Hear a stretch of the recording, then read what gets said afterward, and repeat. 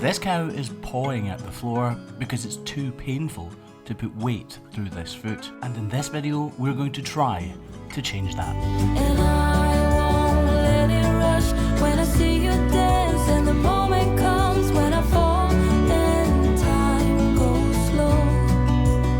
I fall into you.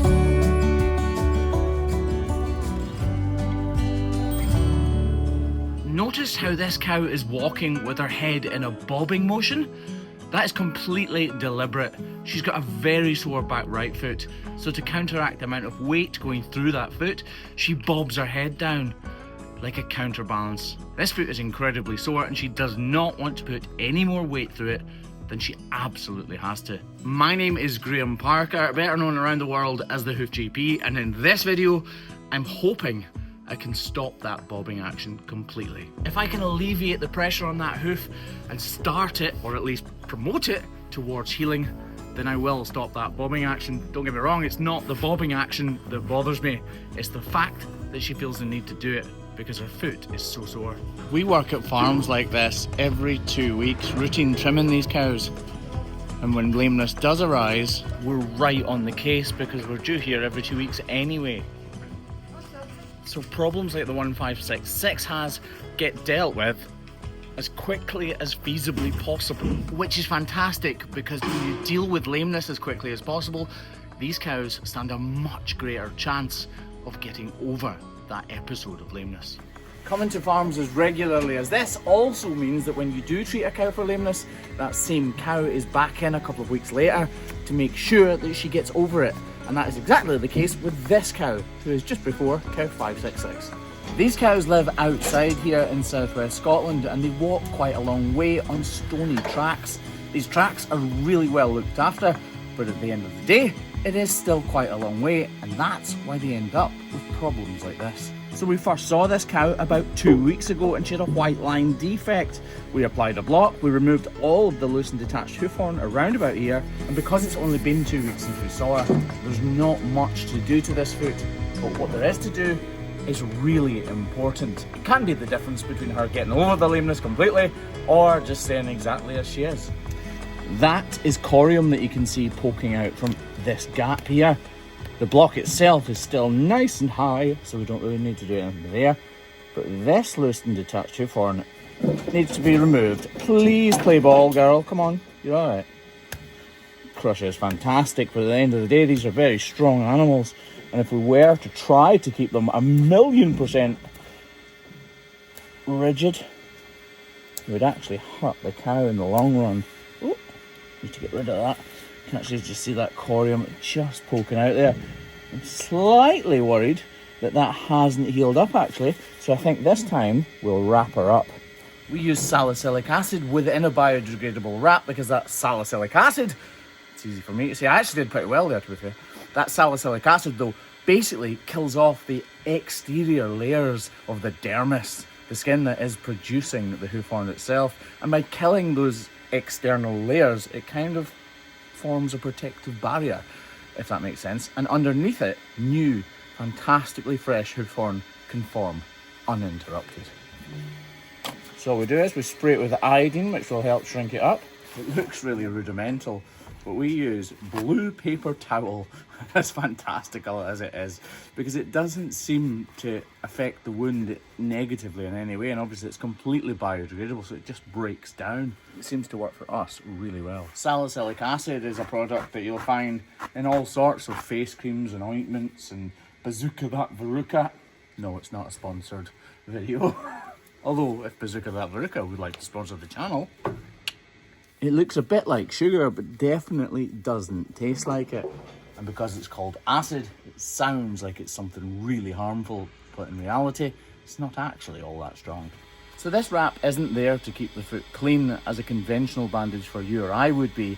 It's purely there to keep the product in contact with the lesion itself so that it can work its magic. So even although she's got that block and the lesion clearly hasn't healed completely, you can see as she leaves the crush here, she is walking really well, all things considered. if something was sticking out of my foot like that, I definitely wouldn't be walking as well as she is. Does anybody remember that picture that somebody sent of the AI thing? It was a Highland cow wearing Hoof GP merch. Well, Mrs. HGP got a little bit carried away, didn't we, Ashley? A few months ago. I did tell you I was going to get one made. I know, but you didn't get one made, you got 2,000 made. How class is that? It's a proper hoodie as well. They're on the website right now if you want one. This one's mine. Right, Kev 566.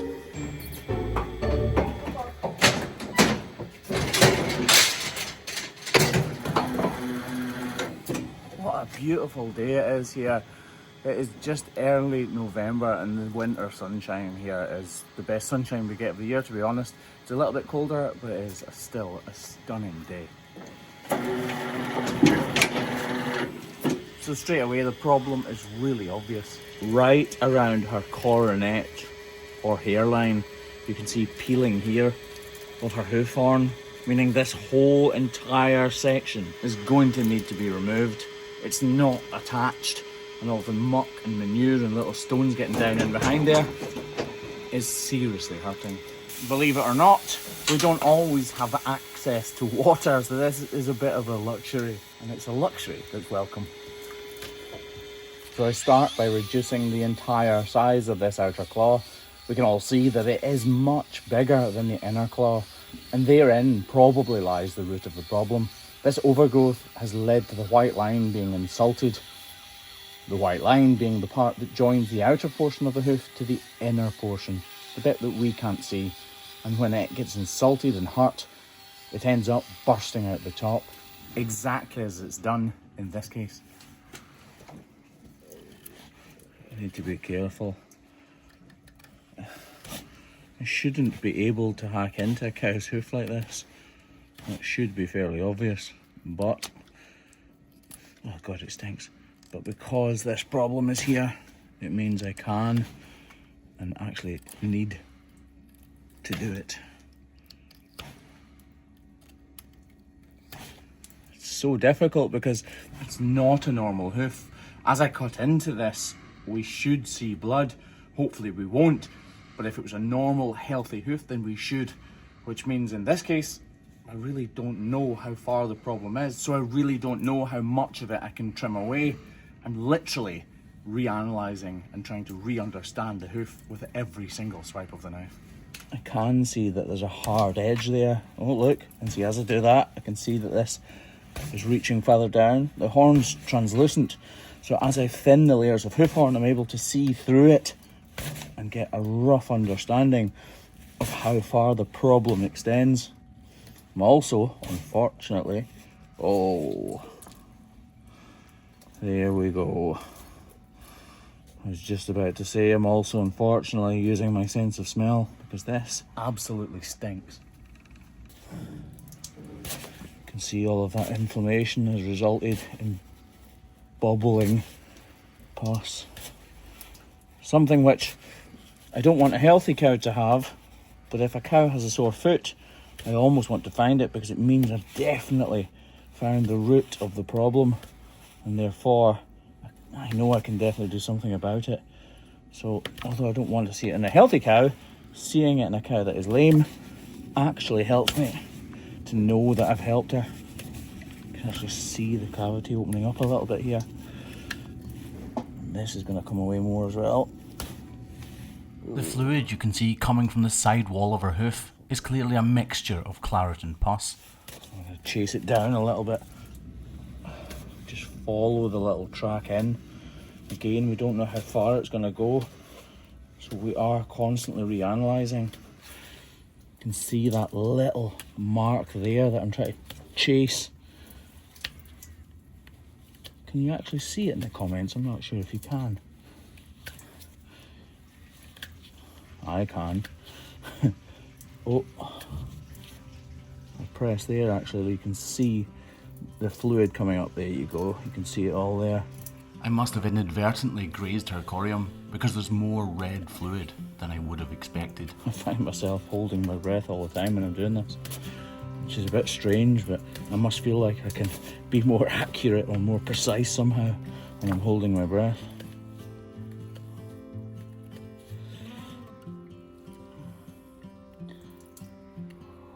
There's all that brown fluid. Still chasing it, see the little brown mark? This must be connected to it. If I put my hook in there and pluck it away, yeah. Can actually see. This is turning out to be a very messy trim, and right now I think I'm almost finished. But thinking too early can be your downfall, because there is definitely a lot more to come.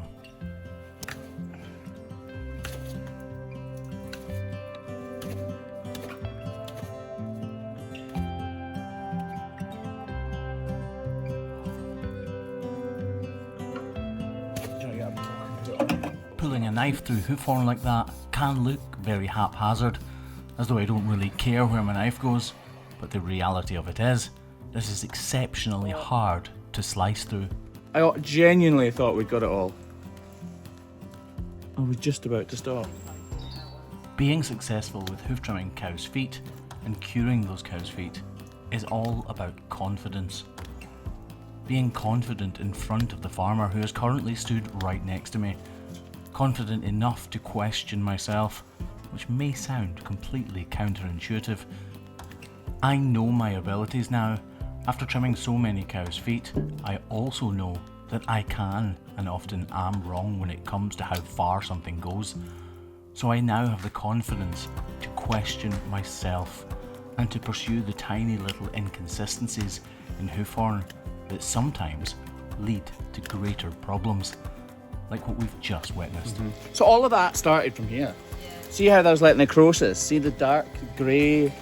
That has delaminated this part of the hoof and spread all the way down.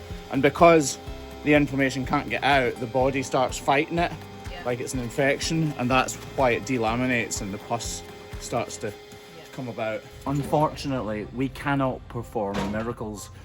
And although we've done our very best at removing all of the loose, detached and problematic hoof horn, we cannot make this cow pain-free instantly. So as she walks away from the crush here, she is still walking with a limp and she is still bobbing her head up and down. But over the next few days, I have no doubt in my mind whatsoever that she is going to feel much, much more comfortable. And the people who run this farm are incredibly diligent in caring for their cattle. So for the next week or so, she will be on pain medication, which will help with the inflammation. It'll help reduce the swelling within the hoof capsule and in turn, reduce the pain. So this cow should walk without a bob.